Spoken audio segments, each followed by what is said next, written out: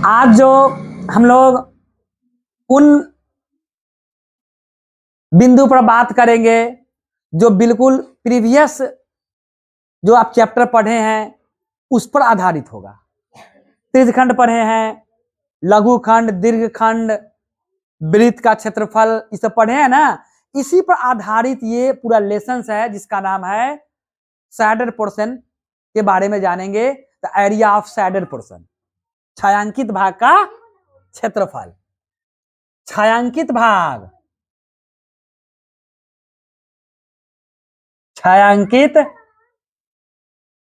भाग का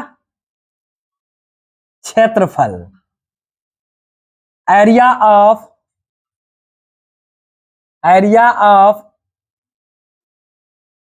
shaded portion, area of shaded portion. छायांकित भाग का क्षेत्रफल कैसे ज्ञात करेंगे? देखिए, मैं आपको इस चीज को यहां पर देखिए बिना फिगर का चाहिएगा। मैंने आपको शुरुआती दौर में मैंने बताया कि मेंसुरेशन का जब भी कोई क्वेश्चन बनाइए तो उसके लिए फिगर कंपलसरी है, बिना फिगर का संभव नहीं है। अब बताइए कि फिगर को पहले आपको पहचानना पड़ेगा, आइडेंटिफाई करना होगा कि कौन त्रिभुज है, कौन सेक्टर है, कौन बड़ा सेक्टर है, कौन छोटा सेक्टर है। इस सारे को पहचान करनी है, आपको आइडेंटिफाई करना है। जैसे मैंने क्वेश्चन आपको यहां पर अभी बोर्ड पर स्क्रीन पर मैंने यहां पर दिया,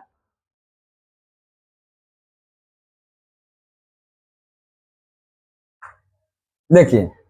और मैंने एक और इसके अंदर में, देखिए इसके अंदर में एक और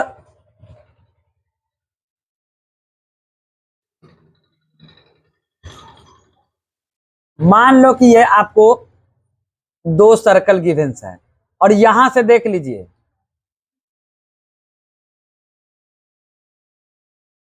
अब जरा इस पर ध्यान दिए। मान लिया जाए कि ये 60 डिग्री आपको गिवेंस है, एंगल कितना है? तो ई सेंटर तो ओ हो गया, ये ए है और ये बी है, ठीक है। और इसको मैंने मान लिया सी या इसको डी। इस फिगर को देखिए। अब मैं कह दूं क्या कि इस पोर्शन का आप एरिया निकाल कर बताइए, ये पोर्शन। तो तुम लोग की बड़ी परेशानी होगी ना कि एरिया कैसे निकलेगा।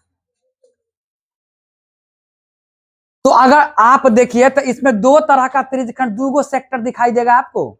एक दिखाई देगा एओ बी सेक्टर, एगो दिखाई देगा सीओ डी सेक्टर। दो सेक्टर दिखाई दे रहा है कि नहीं?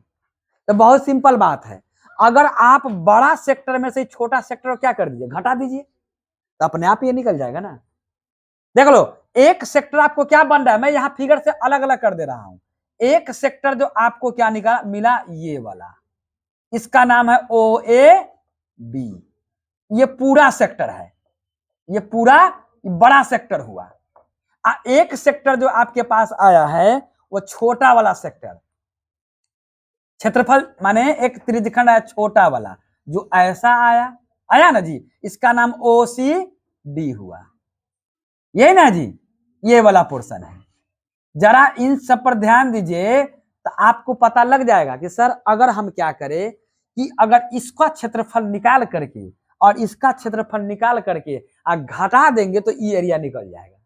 नहीं निकलेगा जी। ये पूरा में से क्या करेंगे, ये पूरा में से इसको काट कर हटा दे तो ये बचेगा कि नहीं? तो आपके पास यदि त्रिज्या पहले पता हो, दोनों की त्रिज्या भी होना चाहिए, क्या होना चाहिए? और आपको मान लिया जाए कि इसकी त्रिज्या मैंने मान लिया कि पूरा बड़ा वाला जो है आर, बड़का आर जो है इसको मैंने मान लिया है 14 सेंटीमीटर। कितना? आई छोटका आर जो है वह कितना है? 7 सेंटीमीटर मैंने माना है। तो जरा अब इस क्वेश्चन को बनाए तो यहां पर लिख लेते हैं कि आर बराबर, छोटका आर कितना है? स्मॉल 7, कैपिटल आर कितना है? 14 सेंटीमीटर, और थीटा कितना है? कॉमन है, 60 डिग्री है कि नहीं? तो अब क्या कीजिएगा, तो लिखेंगे छायांकित भाग का क्षेत्रफल, तो area of shaded region, area of shaded portion या शैडेड रीजन। तो छायांकित भाग का अगर क्षेत्रफल निकालने जाएं, छायांकित भाग का क्षेत्रफल, अंग्रेजी में क्या कहेंगे, एरिया ऑफ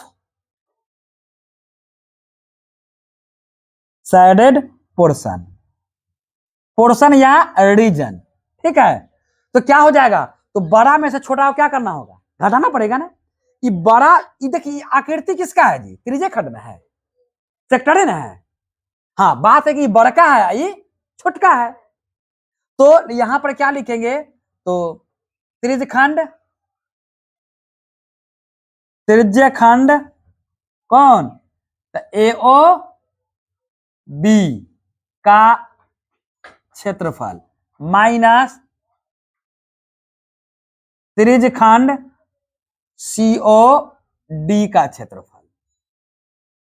अब बताइए, तो इसका जो माने area of sector AOB, area of sector, area of sector AOB minus area of sector COD, ठीक है। तो इसका फॉर्मूला क्या होता है, एरिया ऑफ सेक्टर तो पाई आर स्क्वायर इंटू थीटा बटे, लेकिन देखिए बड़का, बड़े वाला पोर्शन है ना, ये बड़े वाला पोर्शन के लिए त्रिज्या क्या डालेंगे, बड़का आर, थीटा बटे 360 माइनस छोटे वाला पोर्शन के लिए छोटका आर इंटू थीटा बटे 360। अच्छा, कुछ कॉमन होगा, कुछ कॉमन होने जा रहा है दोनों में से, तो पाई दोनों में है और थीटा बटे 360 भी दोनों में है, बड़का आर स्क्वायर माइनस छोटका आर स्क्वायर बराबर पाई। अब बताए पाई का वैल्यू रख देते हैं 22/7, थीटा का मान 60/360, कैपिटल आर का मान 14 का स्क्वायर माइनस 7 का स्क्वायर, ठीक है। अब इसको यदि मैं यहां पर देखो, इस जीरो ने जीरो को क्या किया, कैंसिल कर दिया, 6 टाइम कैंसिल, तो अब और भी यहां पर देखिएगा, तो कितना बचेगा, यहाँ पर 1/6 बचा हुआ है ना, 1/6 ना बचा हुआ है। अब इन देख ले, यहाँ पर 14 का स्क्वायर कितना होगा, 14 का स्क्वायर 196, 196 है ना होगा, और 7 का स्क्वायर 49।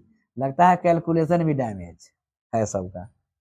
अब देखिए यहाँ पर ये कटेगा, और भी देख लीजिए, ये कट जाएगा 3 टाइम्स 11 टाइम्स, तो कितना हो जाएगा बोलिए, तो 11/21 इंटू सब्सट्रैक्ट कीजिए, घटाइए, 6 में से 9 तो घटेगा नहीं, हासिल कैरी लीजिएगा, हासिल लेना होगा ना, 16 में से 9 किया 7 बचेगा, ये बचेगा 18, 18 में से 4 को हटा दीजिए, कितना बचेगा 14 ना बचेगा जी। अच्छा, ये कटने वाला है,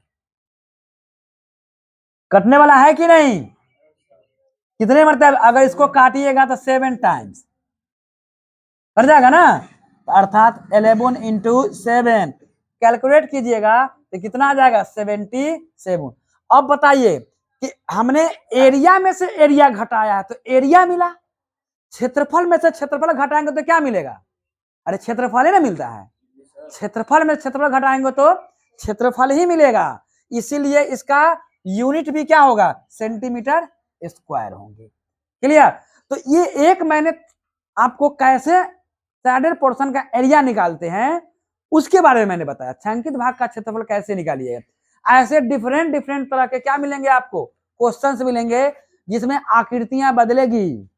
अभी यहाँ फिलहाल क्या दिखा है, त्रिज्यखंड दिखा है ना, कभी हो सकता है आपको वृत्त भी दिखेंगे, कभी हो सकता है क्या होगा, वृत्त के अंदर जो है आपको वेलन भी दिख सकते हैं, बहुत तरह की आकृति देखने को मिलेंगे जो सबको निकालना हमको जानना है।